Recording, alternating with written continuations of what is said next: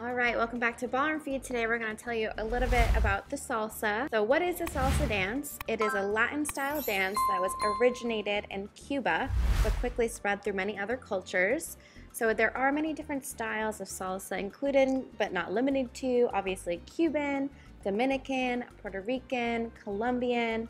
There's a Miami style, New York style, LA style, many more, but I'm sure that those are the major ones. And we actually teach the version that starts on 1, but there's also the version that starts on 2 as well.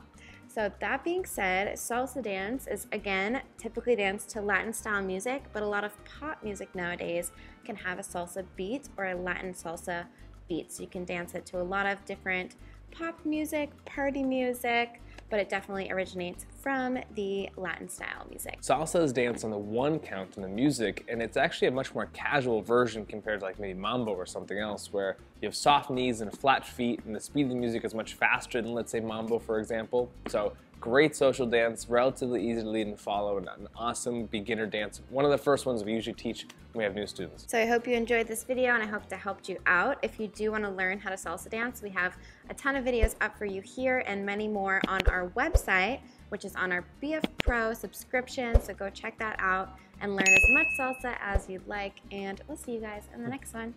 Bye.